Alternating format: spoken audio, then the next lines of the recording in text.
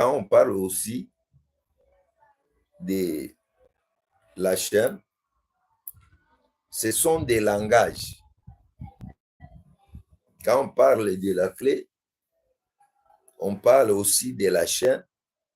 Ce sont des langages qui n'expriment que l'autorité, les pouvoirs, la domination, la puissance.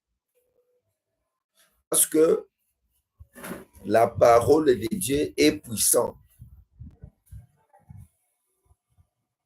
Dans le psaume, on dit que la parole de Dieu est puissante. La voix de l'Éternel est puissante.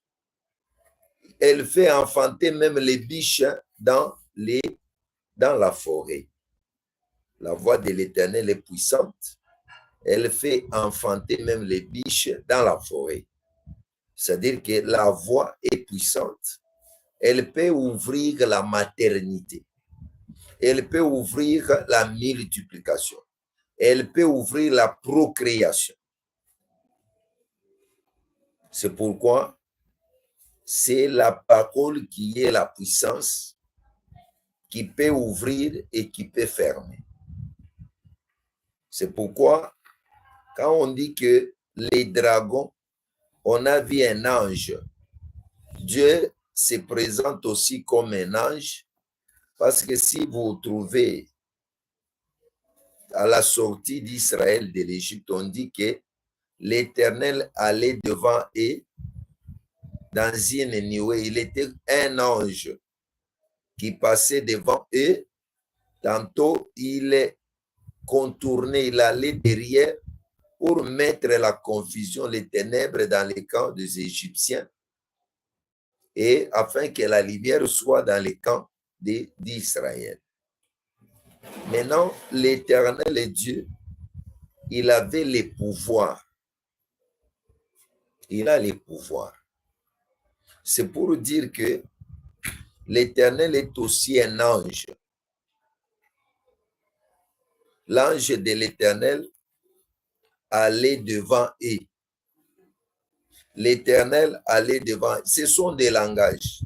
Quand on est en train de dire que Jacob avait lutté avec l'ange, il a lutté avec l'ange de l'Éternel, il lutta aussi avec l'Éternel. L'ange, Dieu se présente aussi comme un homme dans les circonstances quelconques. Dieu se présente, et surtout quand il vient pour sauver, il vient comme un fils de l'homme, un humain, pour sauver les humains. Quand il veut sécuriser, il veut conduire, il veut combattre pour son peuple, il peut se présenter aussi comme l'ange puissant.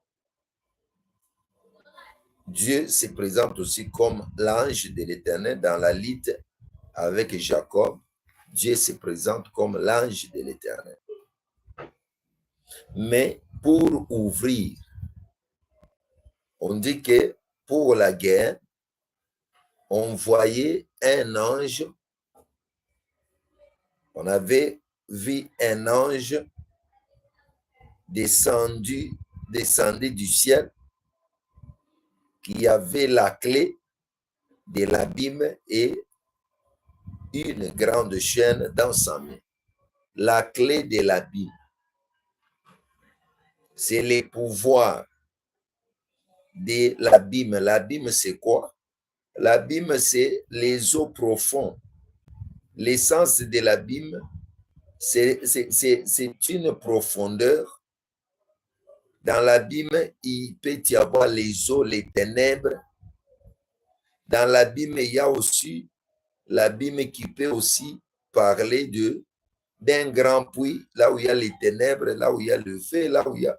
C'est-à-dire que l'abîme s'explique par la profondeur,